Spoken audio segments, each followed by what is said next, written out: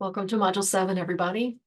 Drawing and painting go hand in hand, often starting with one and enhancing the other. In Gerhard Richter's piece, Abstract Painting, how the paint is applied and the type of paint used are key parts of the artwork's story. And at a very basic level, this shows us just the different textures that you can create with paint. Making paints involves three parts: pigment, a binder, and a vehicle. Pigments are finely ground powders that give color. They need to stay stable while drying and last a long time without fading. So early artists used natural pigments from plants, minerals, and clays that were around them. But in the 1800s and 1900s, there were big advancements in chemistry, in particular in the textile industry, that resulted in making artificial pigments with many strong colors. So if we think back to the last module when we were looking at the works of the Impressionists and taking painting outside and painting on location, those developments, the vividness of those colors were all connected to some of the technological developments of the time. So that's the story of pigments. A binder serves to hold the pigment particles together. And the binder can vary depending on what kind of painting medium we're talking about. So linseed oil is a common binder for oil paints, while egg yolk is a binder used in tempera painting. Vehicles are the additives that render the paint a little bit more liquid, and they can be employed for thinning the paint down. Turpentine or paint thinner is frequently used in oil paints, while water would be the vehicle for watercolor. The support structure beneath the painting must be adequately prepared, typically through sealing it and priming it. And this is what helps to ensure a uniform surface that is suitable for receiving the materials that the painter is working with, and also suitable to whatever the intended artistic expression is.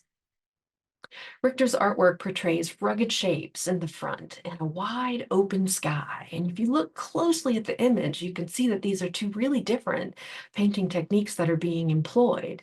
We're seeing bold, chunky brushwork in thick oil paint in what seems to suggest rock formations in the foreground.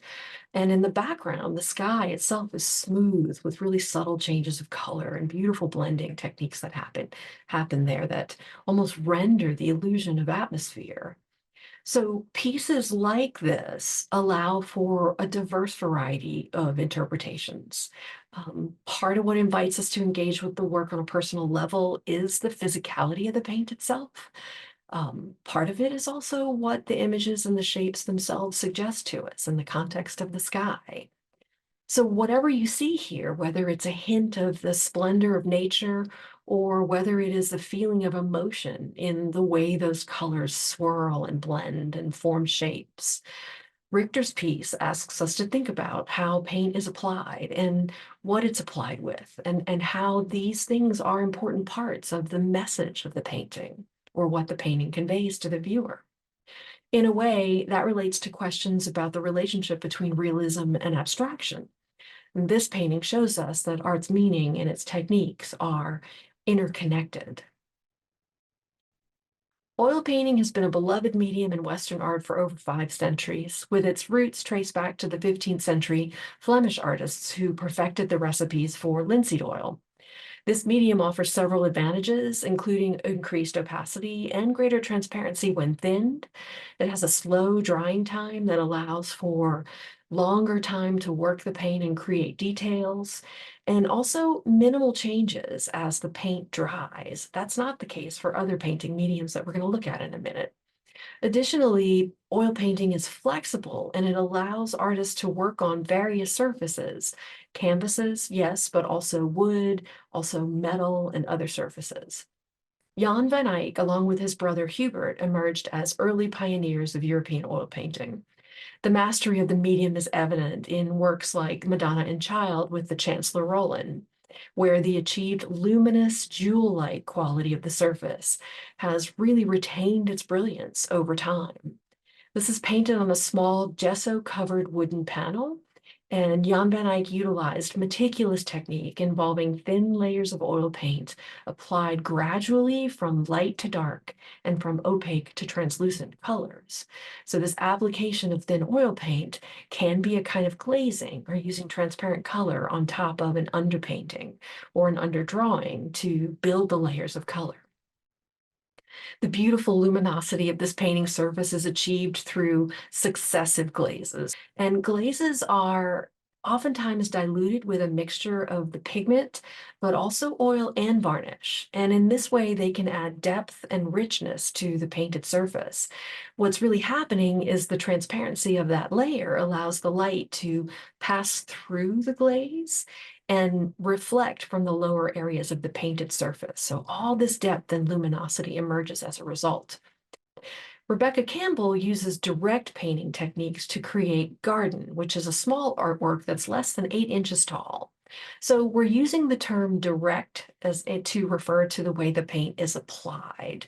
So glazing in the previous slide would be considered an indirect technique, broadly speaking, mostly because of the way layers are involved in creating the final effect. But in direct painting techniques, we're really thinking about the immediacy of the material.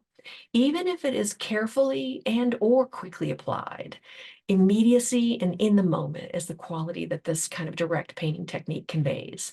So Rebecca Campbell carefully applied most of the green strokes in the lower half of this painting using a somewhat dry brushing technique. We can see things that look like thinner shapes or even have a linear kind of quality. Those might have been applied with either a thin brush, very thin bristles, or with the edge of a palette knife. In the upper part of the painting, she applied more white, green, and yellow paint with a thicker brush, creating a textured effect, which you can see the bristle hairs in some of those strokes. The largest areas of white look pure white almost. Those were probably applied with a palette knife or with a paint scraper. They don't show the same evidence of the mark of the bristle as some of those green areas do. And we can even see in the darker areas of the left and to left and center, left and right of center, that have a little bit of a transparency effect, possibly glazing over an underpainting. Despite its small size, Garden feels spontaneous and lush. It feels juicy and alive, like a sunny garden. This artwork, along with Madonna and Child with the Chancellor Roland, shows the many ways that oil paint can be applied and used to create different effects. Encaustic is a painting technique that involves the pigments being suspended in hot beeswax, which serves as both a binder for the pigment and the vehicle which makes the pigment fluid. So wax is holding things together and creating the painting feel of this material. So the method of encaustic results in lustrous surfaces and a really unique texture. Encaustic has ancient origins, would have been known to the ancient Greeks and flourished in Egypt during the Roman colony period, particularly evidenced in the renowned Fayum portraits, which serve as memorials to the deceased, such as the famous portrait of a boy that we see here to the left of your screen. Temperature control is crucial in encaustic painting. The wax has to be kept warm in order for it to be able to be applied, and yet not too warm for it to run off the surface of the canvas or the board, whatever is being painted on. Notable modern artist Jasper Johns has embraced encaustic in works like The Three Flags, which we're looking at to the right of your screen. And he's really using the waxy consistency of the encaustic to create a textured surface where nearly every brushstroke is visible. When we consider traditional painting, we often imagine the classic painting of oil paints on canvas, but it's important to know that those materials didn't gain widespread use until the 15th century. Before the dominance of oil paint, tempera was the preferred medium, and it also would have been well known to both the Greeks and the Romans. So this is a different tempera than the poster paint tempera that we may be more familiar with from some of our early childhood experiments. But during the early Renaissance period, tempera painting flourished, especially in Italy. Italian painters, especially those creating portable artworks rather than frescoes, relied heavily on tempera paint applied to prepared wood panels coated with a chalky, white, water-based liquid known as gesso. So the gesso would have been made of chalk and a kind of an animal skin glue, and that would have been used to prepare the wooden surface of the panel so that it wouldn't absorb the paint, but so that the paint would have something to both sit on top of and dry and adhere to. The painting process involved grinding pigments, and these pigments would have been sourced from minerals, plants, and occasionally even insects. While some of the pigments would have been locally obtained, others, such as the coveted ultramarine blue derived from lapis lazuli, which was found in what is now modern-day Iran, those had to be imported, and that made them exceptionally expensive. So the rarity and the costliness of these imported pigments added prestige and value to artworks like Fra Filippo Lippi's, which is emphasizing the significance of the Virgin Mary through the use of the traditional blue in the cloaks that she wears.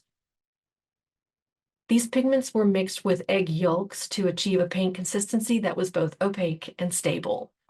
However, tempera paint dried very fast, and that made blending challenging while the paint was still wet.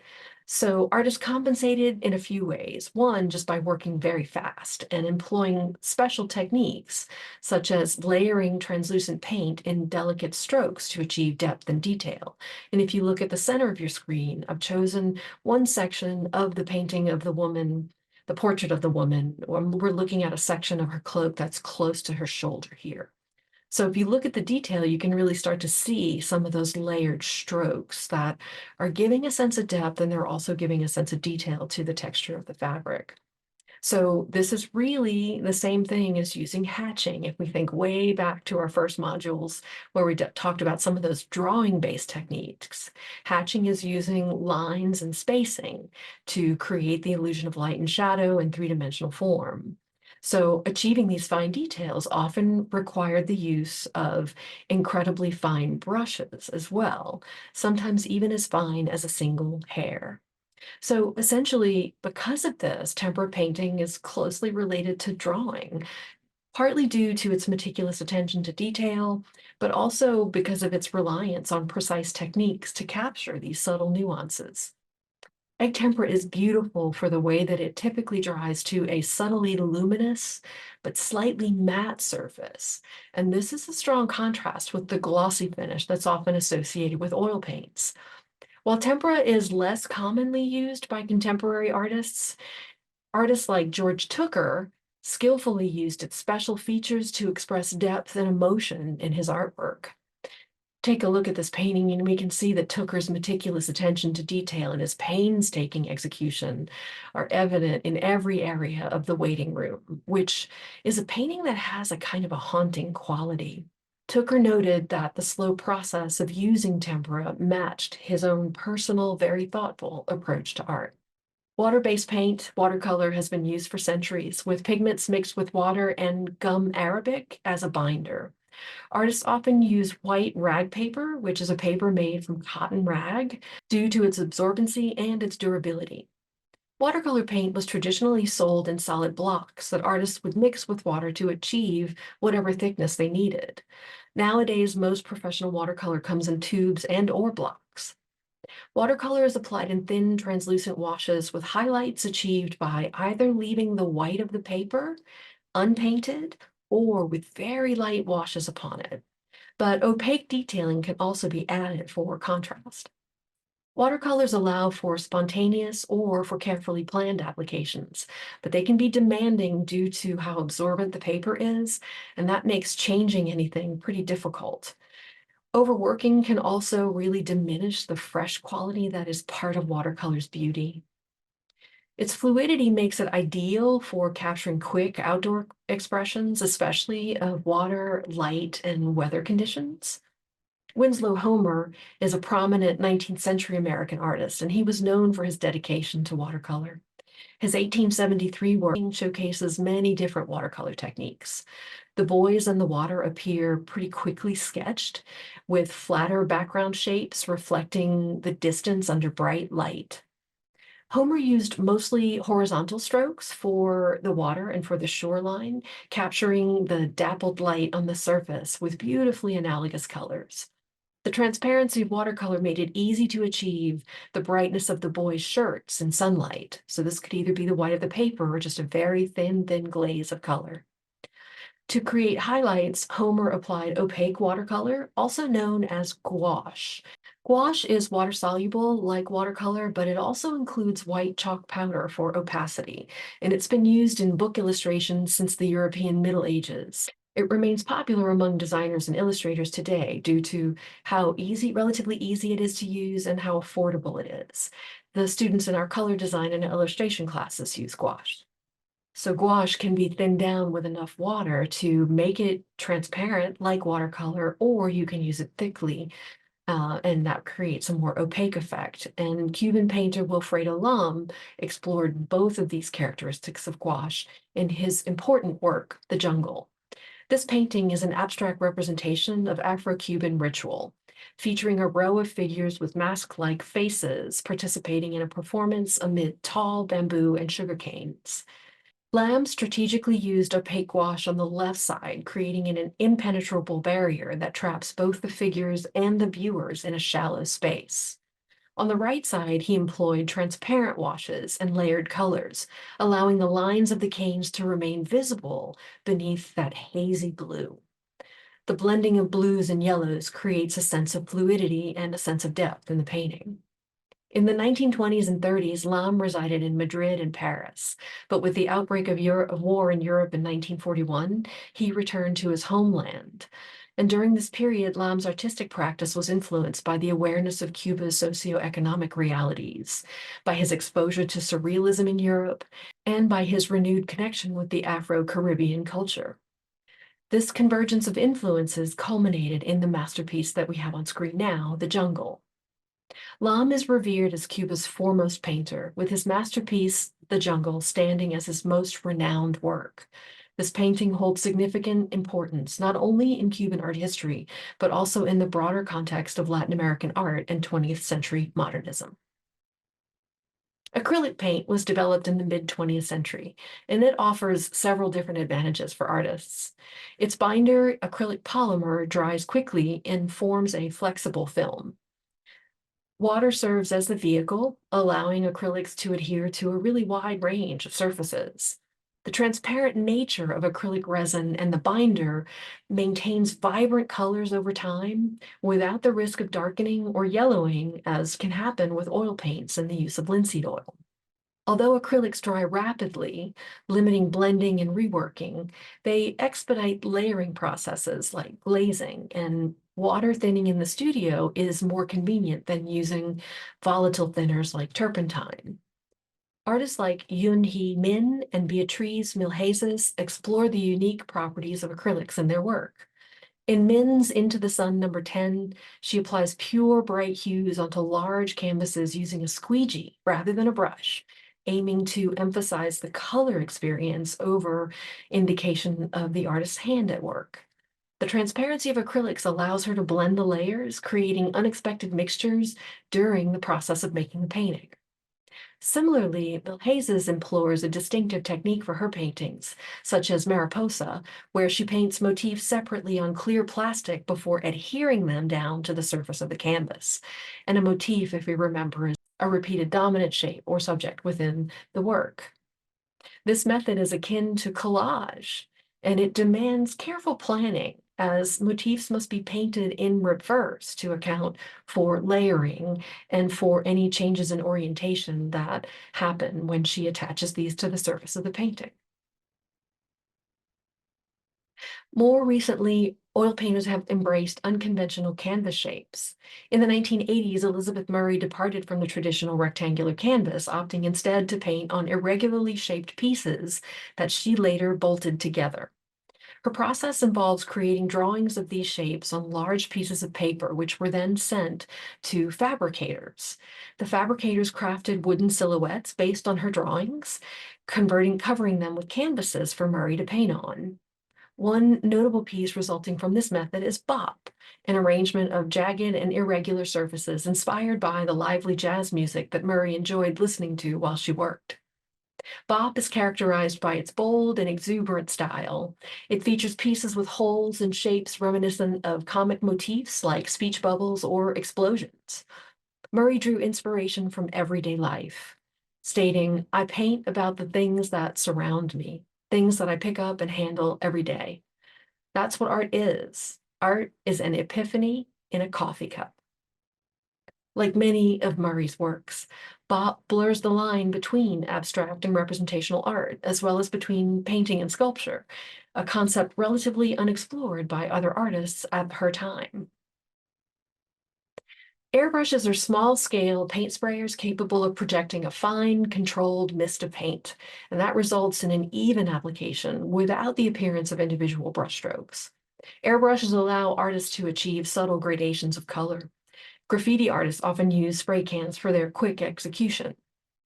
Kelty Ferris was born in 1977 in Louisville, Kentucky, and he is an American abstract painter currently living in Brooklyn, New York. Ferris employs various techniques in his paintings, including the use of spray guns, applying chunky paint with palette knives, and even incorporating the application of oil and pigments directly onto the canvas using his own body. His artworks draw inspiration from diverse sources such as pointillism, pixelation, and graffiti. Kelty Ferris employs airbrushing techniques in Orion to achieve specific visual effects. The airbrush allows him to create smooth gradients and delicate transitions between colors, contributing to the ethereal and otherworldly atmosphere of this painting. Additionally, airbrushing enables Ferris to achieve a level of precision and control in mark making, allowing him to explore themes of space, light, and depth in these abstract compositions.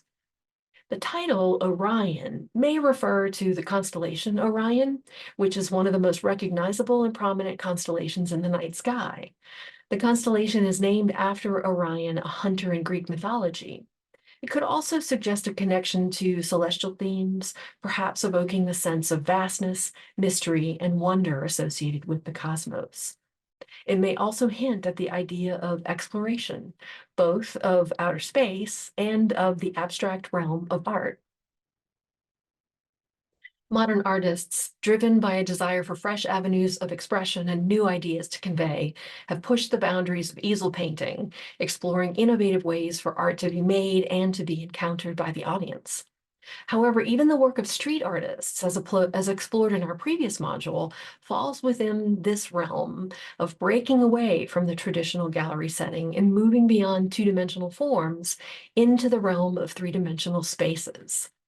Katharina Gross is renowned for her vibrant palette and her dynamic gestures, which are evident in large-scale canvases and lively installations that really blur the lines between painting, sculpture, and architecture. She often uses a spray gun instead of a brush. She can paint directly onto walls or floors or building facades, transforming the very structure and the scale of the architectural environment. For Gross, who's based in Berlin, the intersection of painting and architecture serves as the platform where she can challenge the very essence of painting itself. So we're no longer talking about a two-dimensional canvas that hangs on a gallery wall. She's really questioning what painting is with this process. And her interest in architecture is reflected in the way the work manifests itself, too. While a photograph of her work one floor up may depict it with the traditional rectangular format of a painting, one floor up is not intended to present a unified image from an external viewpoint, in other words, standing across from the painting, or from the point of view of the painter painting it. So it's not intended to present a unified image. Rather, it's meant to be experienced from within it, moment by moment in time.